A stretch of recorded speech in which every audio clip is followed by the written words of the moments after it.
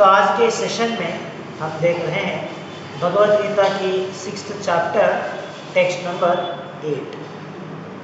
तो आज के सेशन में, आज के श्लोक में भगवान हमें यहाँ पे समझा रहे हैं एक ज्ञान और विज्ञान, इन दोनों का प्रामुख्यता क्या है, इस विषय को आज के श्लोक में भगवान हमें समझा रहे हैं।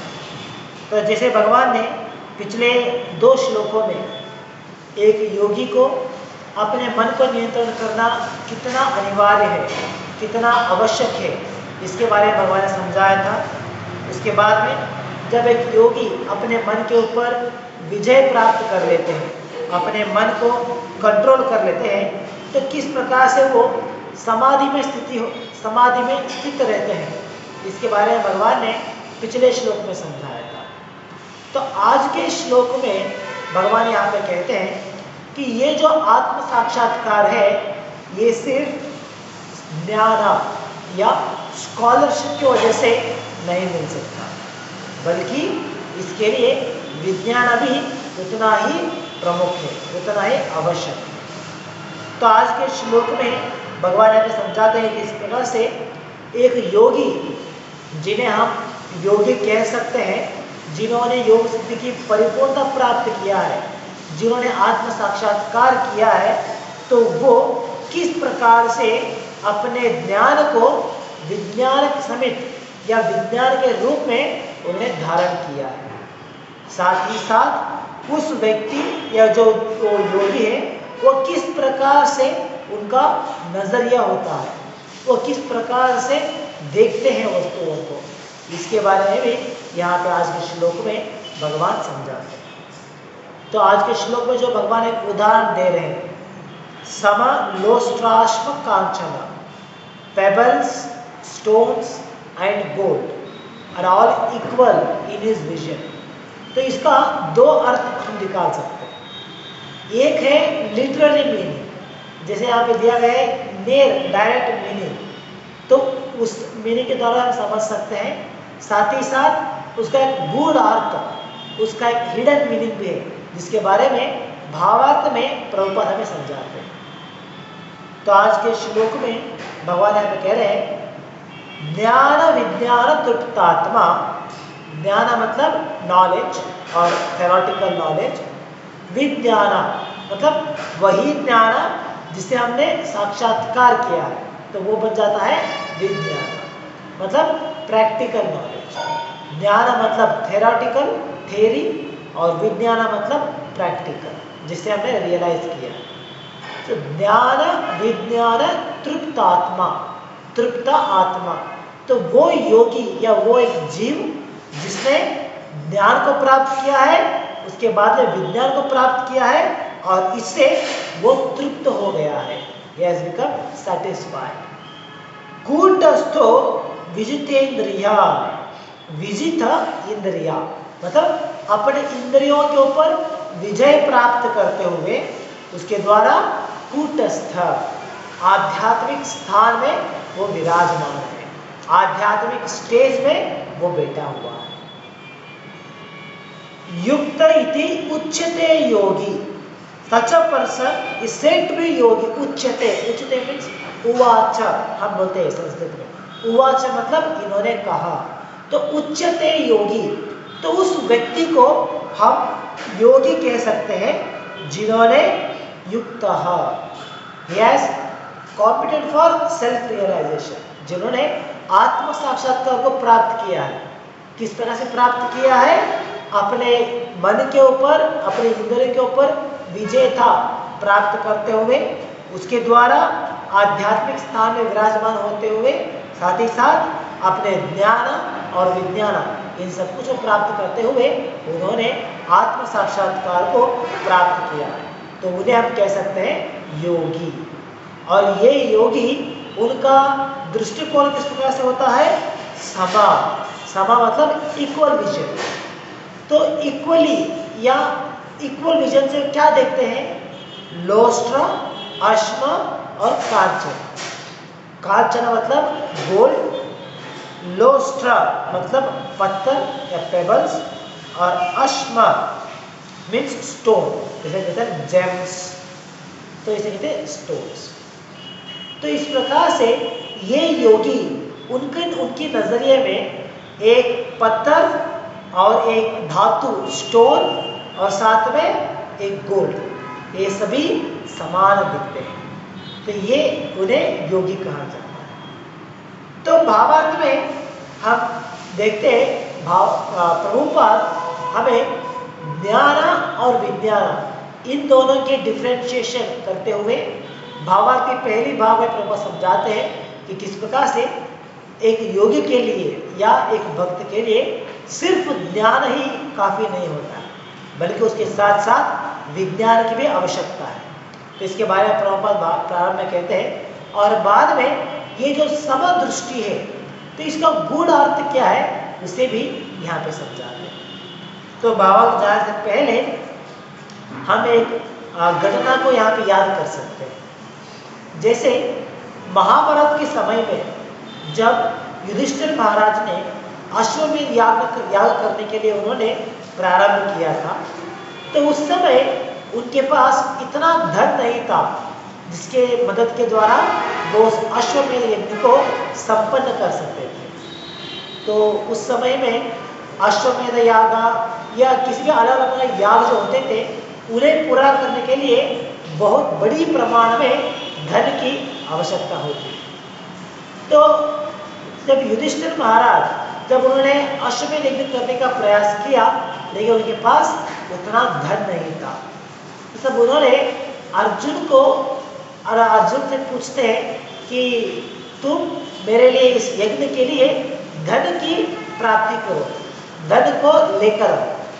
तो उस समय उस संदर्भ में हम देख सकते हैं कि भगवान अर्जुन को गाइड करते हैं कि उत्तर की दिशा में जहाँ पे एक बड़ी सी सोने की पत्थर है, सोने का पत्थर, तो वहाँ से तुम्हें सोना लेके आना है, और उससे तो ये जो यज्ञ करना है उसके लिए जो धन की अभाव हुआ है वो पूरा हो सकता है। तो इस प्रकार से अर्जुन वहाँ पे जाते हैं, और वहाँ पे जो सोने के पर्वत था, तो जो सोने का पर्वत किस प्रकार से था, सभी प्रकार की सोने और वज्र वैडूर्य से बने हुए वस्तुओं से वो पर्वत बना था।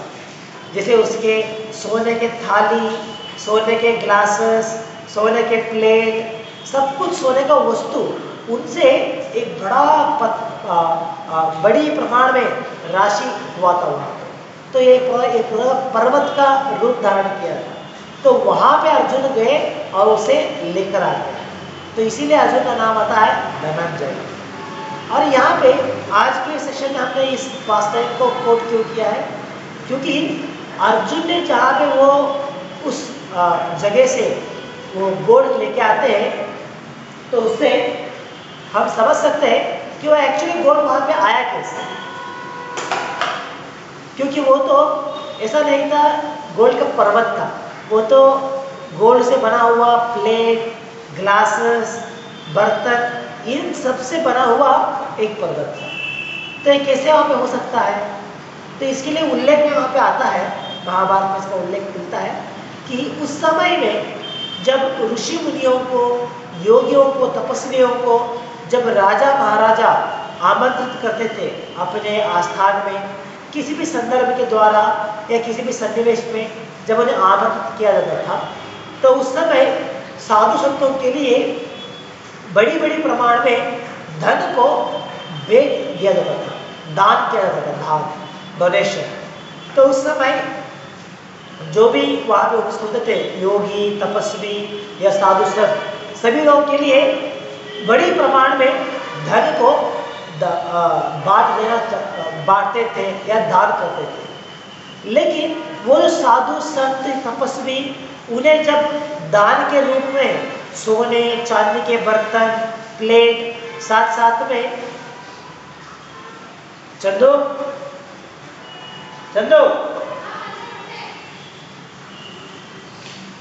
ओके सॉरी, तो जब उस प्रकार से एक योगी के लिए इतने प्रकार से सोना चांदी का सब प्लेट मिलता था, तो वहाँ से निकलने के बाद वो सोचते थे, अरे हम तो वैरागी हैं, हम तो साधु संत हैं, हमारे लिए सोने का प्लेट, एक ग्लासेस, इसका कुछ मायने नहीं रखता था।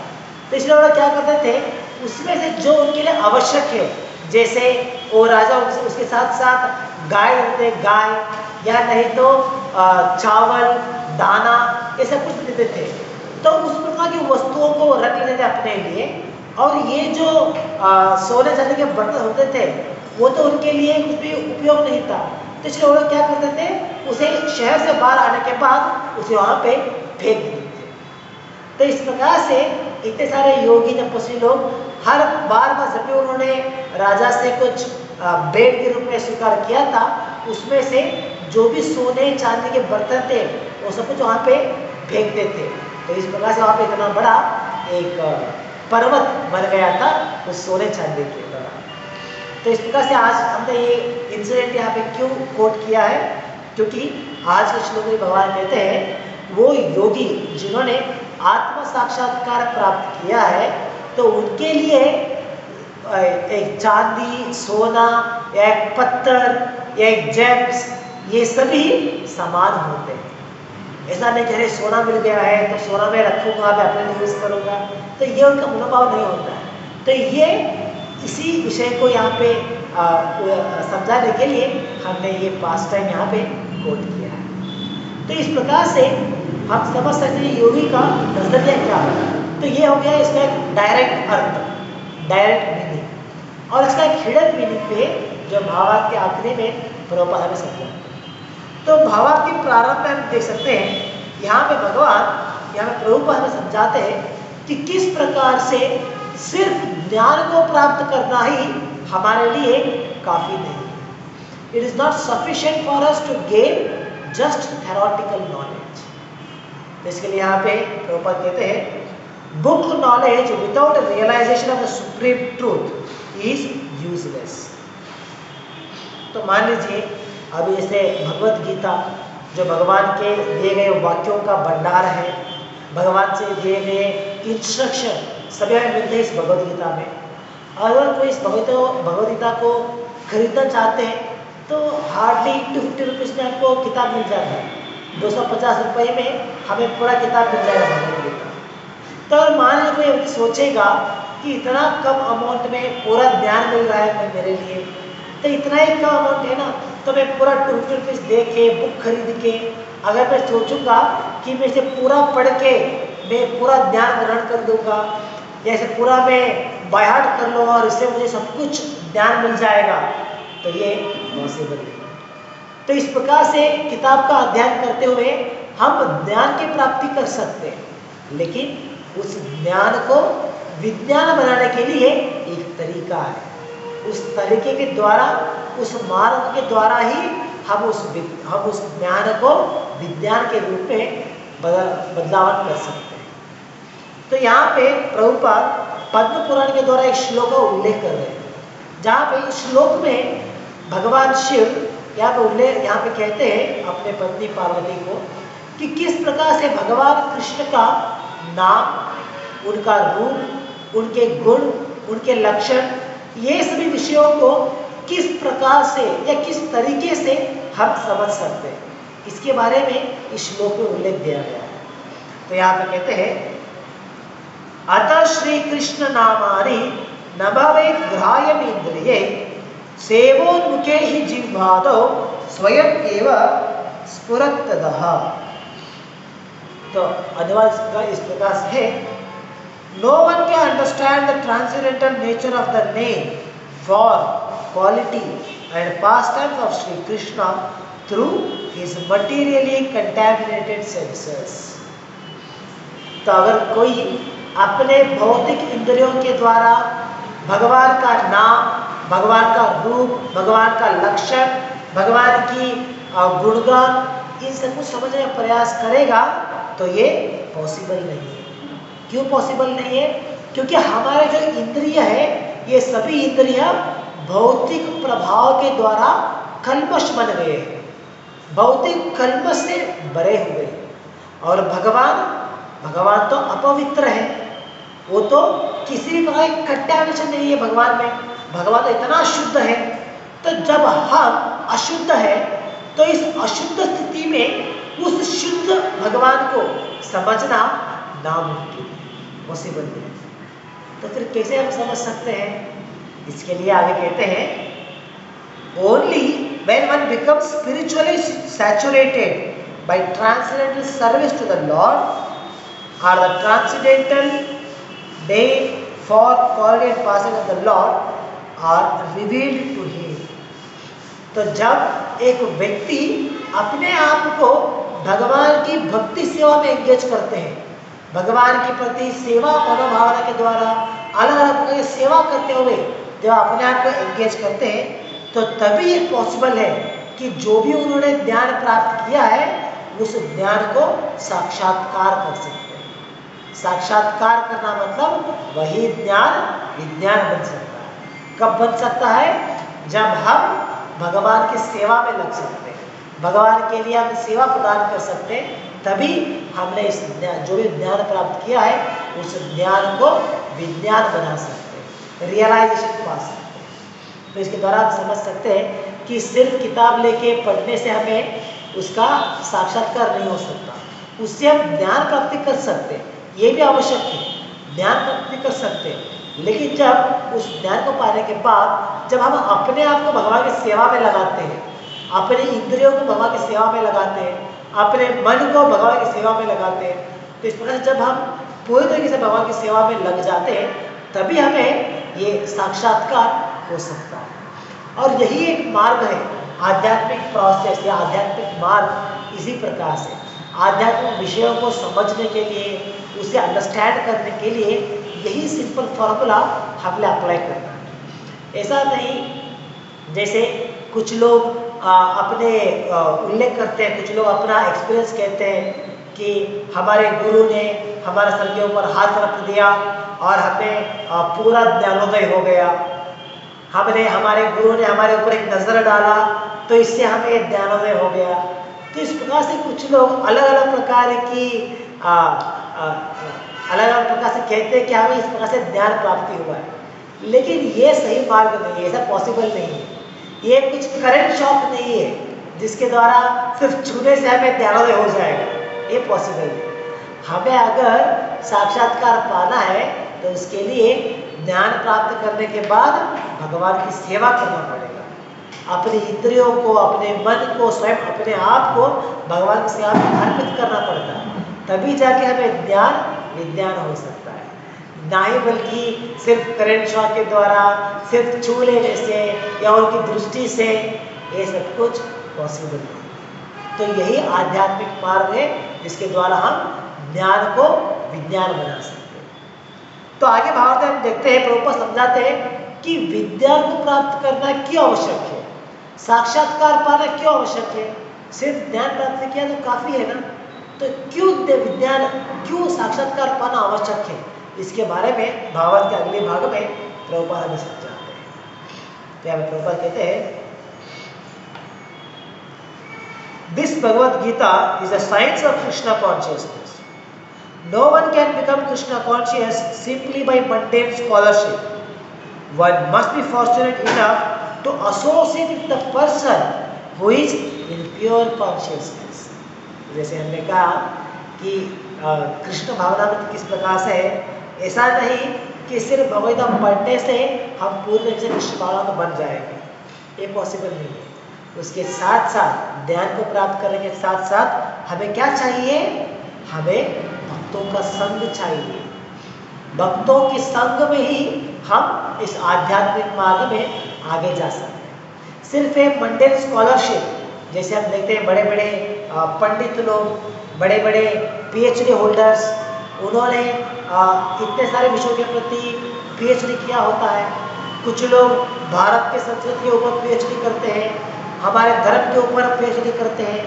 तो इस प्रकार से पीएचडी करने के द्वारा या स्कॉलर बनने के द्वारा वो इस ज्ञान को ग्रहण नहीं कर सकते, वो साक्षात्कार को नहीं पा सकते।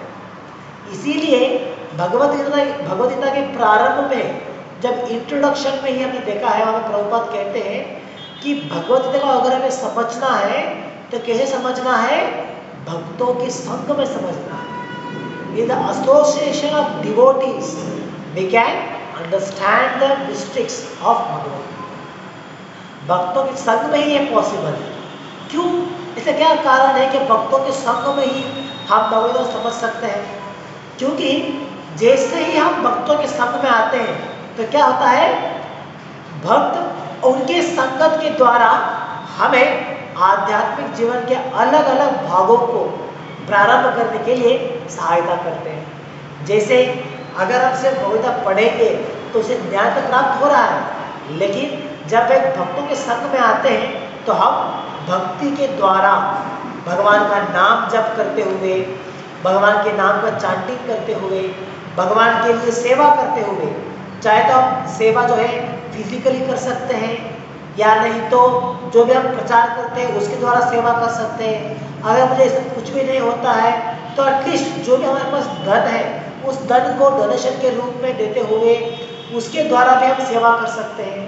तो इस प्रकार से जैसे ही हम एक भक्तों के संग में आते हैं तो सेवा मनोभावना जो है वो प्रारंभ हो जाता है, और इस प्रकार से ज्ञान तो हमें मिल रहा है, साथ साथ में सेवा मनोभावना के द्वारा और भक्तों के संग में जब हम भगवान के बारे में सुनते हैं, चर्चा करते हैं, तो इससे क्या हो जाता है, हम इस ज्ञान को विज्ञान बना सकते हैं। ये पॉसिबल होता है, सिर्फ स्कॉलरशिप के द्वारा ये पॉसिबल नहीं है। इसीलिए इंट्रोडक्शन में ही प्रभुपाद ने कहा था भगवद गीता इंट्रोडक्शन में कि भगवद गीता अगर हमें समझना है, अगर इसे सही प्रकार से समझना है तो हमें भक्तों के संग में इस भगवद गीता का अध्ययन करना है, इन एसोसिएशन ऑफ डिवोटीज, और एक गुरु की मार्गदर्शन में हमें इस गीता को पढ़ना है। जैसे अभी हम सभी लोग क्या कर रहे हैं, प्रभुपाद जो हमारे आध्यात्मिक गुरु हैं उनके द्वारा हम इस गीता को पढ़ने का प्रयास कर रहे हैं, इसे समझने का प्रयास कर रहे हैं।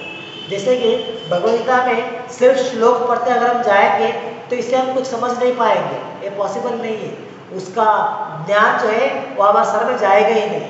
लेकिन जब हम एक गुरु की सहायता के द्वारा, जैसे प्रभुपाद उन्होंने अनुवाद दिया है, भावार्थ दिया है, इन सब कुछ को पढ़ते हुए उनके भावार्थ को समझने का प्रयास करते हैं, इस प्रकार से हम इस श्लोक को समझ पाते हैं। या नहीं तो सिर्फ श्लोक पढ़ते जाएंगे तो इसका कुछ अर्थ हमें समझ में ही नहीं आता। इसीलिए हम देख सकते हैं कि प्रभुपाद की जो Bhagavad Gita as it is है, इसका प्रभुपाद के भावार्थ के साथ ही हमें किताब मिलता है, उसके साथ हमें पढ़ना है। एक्चुअली बहुत लोग जब वो पुस्तक वितरण करने जाते हैं तो लोग पूछते हैं कि आपके पास क्या वो छोटा भगवद गीता है जिसमें सिर्फ श्लोक दिया गया है, हमें उतना ही चाहिए। तो हम कहते हैं कि उसका आपने तो वो प्रिंट ही नहीं किया है हमारे मंदिर में। क्यों प्रिंट नहीं किया है? क्योंकि सिर्फ आप श्लोक पढ़ोगे तो आपको आगे पीछे कुछ समझ में नहीं आएगा उसका। अगर आपको गीता पढ़ना है तो आचार्य की भावार्थ द्वारा ही पढ़ना है, तब जाके आप थोड़ा बहुत समझ सकते हैं। उसके बिना सिर्फ श्लोक पढ़ेंगे तो क्या समझ में आएगा। इसीलिए हम जब भी पुस्तक वितरण करते हैं तो प्रभुपाद की as it is Bhagavad Gita distribute करते हैं, जहाँ पे प्रभुपाद की भावार्थ भी हमें मिल सकता है। तो इस प्रकार से हमें भगवद गीता को पढ़ना है, समझना है तो भक्तों के संग में एक गुरु के मार्गदर्शन में ही समझ सकते हैं, तभी हमें ये जो ज्ञान है वो विज्ञान हो सकता है। तो आगे प्रभुपाद कहते हैं, A Krishna conscious person has realized knowledge by the grace of Krishna because he is satisfied with pure devotional service. तो एक कृष्ण भक्त के पास क्या होता है, विज्ञान है, साक्षात्कार है उनके पास। किस तरह से साक्षात्कार का उन्होंने प्राप्त किया है? By the grace of God, भगवान की कृपा के द्वारा उन्होंने इस आध्यात्मिक साक्षात्कार को प्राप्त किया है। और भगवान की कृपा किस प्रकार से मिलता है? वो है फॉलोइंग भक्ति योग, भक्ति योग के मार्ग का अनुसरण करने के द्वारा, भक्ति के मार्ग में चलने के द्वारा हमें भगवान की कृपा हो सकती है। तो इसीलिए हमें प्रभुपाद कहते हैं ये कृष्ण भावनामय व्यक्ति जो है उन्होंने साक्षात्कार प्राप्त किया है। So by realized knowledge one becomes perfect. By translated knowledge one can remain steady in his convictions, but by mere academic knowledge one can be easily deluded and confused by apparent contradictions. तो जब हम आध्यात्मिक ज्ञान को प्राप्त करते हैं तो उसके द्वारा क्या हो सकता है, जो अंडरस्टैंडिंग हमारी है, जो तत्व है, उसमें हम वेरी फर्मली सिचुएट हो सकते हैं। पूरी तरीके से उसमें हम अपने आप को अटूट विश्वास उसमें प्राप्त कर सकते हैं। ये पॉसिबल है जब हम आध्यात्मिक ज्ञान को प्राप्त करते हैं। उसके अलावा सिर्फ हम पांडित्य के द्वारा मंडे नॉलेज जैसे भौतिक ज्ञान को प्राप्त करेंगे तो उसमें इतना कॉन्फिडेंस नहीं आ सकता, इतना कन्विक्शन, इतनी कहते हैं हम लोग इतना गारंटी नॉलेज हमें नहीं मिल सकता। जैसे हम देख सकते हैं बड़े बड़े विज्ञानी, बड़े बड़े साइंटिस्ट जो उनकी मटेरियल नॉलेज है, भौतिक ज्ञान जो है उनका वो परफेक्ट नहीं होता है। इसीलिए बार जो भी वो उनकी थ्योरी है, जो भी उनकी थ्योरी वो देते हैं कि हाँ इस प्रकार से हुआ रहेगा, तो उस थ्योरी के ऊपर स्वयं उन्हें ही पूरा विश्वास नहीं होता। तो थोड़ा समय होने के बाद, जैसे आजकल हम आज के समय में अगर एक थ्योरी पढ़ रहे हैं और आप सोचते हैं यही थ्योरी सही है, यही ज्ञान है, तो कुछ सालों के बाद एक नया विज्ञानी आएगा और वो कहेगा अगर ये थ्योरी गलत है, और वो कुछ नया थ्योरी देगा और उसे साबित करके दिखाएगा, और तब हम फिर से इस थ्योरी को ठुकराते हुए उस थ्योरी को पढ़ना प्रारंभ करते हैं। तो इस प्रकार से भौतिक ज्ञान जो है वो स्ट्रॉन्ग कन्विक्शन नहीं दे सकते। भौतिक ज्ञान में इतना अटूट विश्वास नहीं हो सकता, वो तो बदलता रहेगा, इट्स कंटिन्यूसली कीप चेंजिंग। लेकिन आध्यात्मिक ज्ञान इस प्रकार से नहीं। आध्यात्मिक ज्ञान में जो प्रारंभ से दिया गया है अंत तक भी उसी में हमें विश्वास रहेगा, और वो ऑल द टाइम हर समय में सही रहेगा। जैसे इसके लिए हम एक उदाहरण देख सकते हैं। जैसे हमारे स्कूल डेज में जब हम लोग पढ़ाई करते थे तो उस समय में हमने हमारी साइंस में पढ़ा था कि हमारे सौर मंडल में 9 ग्रह है, तो 9 ग्रह कौन कौन से हैं इसको हमने पढ़ा था, उसको हमने बाहर किया था, सब कुछ किया था। लेकिन कुछ ही साल पहले एक नया थ्योरी आ गया, जिसके कारण से उन्होंने कहा, हमारे विज्ञानी उन्होंने कहा कि हमारे से सौर मंडल में जो 9th प्लैनेट था वो एक्चुअली प्लैनेट ही नहीं कहलाता, वो तो उसे प्लैनेट कहने के लिए जो भी उसके लिए क्वालिटीज होना चाहिए था वो उसके पास नहीं है, वो फीचर्स। तो इसीलिए उन्होंने ये थ्योरी जो इतने सालों से वो प्रोपेगेंडा करते आए थे कि हमारे सौर मंडल में ये 9 प्लैनेट्स है, तो उस थ्योरी को उन्होंने चेंज कर दिया और उन्होंने कहा कि हमारे प्लैनेट्स में सिर्फ 8 ग्रह है।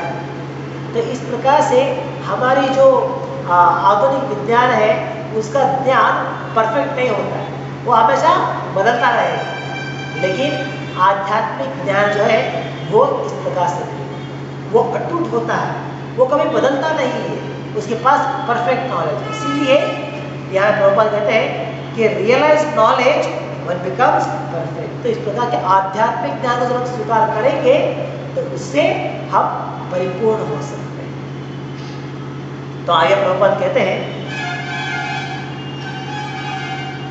it is a realized soul who is actually self-controlled because he is surrendered to Krishna. He is transcendental because he has nothing to do with mundane scholarship. तो यहाँ पे एक भक्त के बारे में समझाया जा रहा है किस प्रकार से एक भक्त जो कृष्ण भावनामृत में उन्होंने साक्षात्कार को प्राप्त किया है, तो वो उस साक्षात्कार के द्वारा आध्यात्मिक स्थान में वो पहुँच गए। तो जिस कारण से उन्हें कभी भी भौतिक का ज्ञान का या भौतिक पांडित्य का आवश्यकता नहीं पड़ता। तो एक भक्त के लिए ऐसा नहीं कि उन्होंने PhD प्राप्त किया है या बड़ा डिग्री है, डॉक्टरेट उनके पास है, तो इसलिए उनका ज्ञान अब सही है, नहीं। एक भक्त के पास हम देख सकते हैं उनके पास भौतिक स्तर पे वो डिग्री, PhD, डॉक्टरेट नहीं हो सकता है, लेकिन फिर भी उनके पास जो ज्ञान है वो परफेक्ट नॉलेज हो सकता है, क्योंकि उन्होंने इस ज्ञान को अपने भौतिक बल के ऊपर प्राप्त नहीं किया है, बल्कि इस आध्यात्मिक मार्ग में चलते हुए इस आध्यात्मिक ज्ञान को भगवान की सेवा करते हुए साक्षात्कार किया।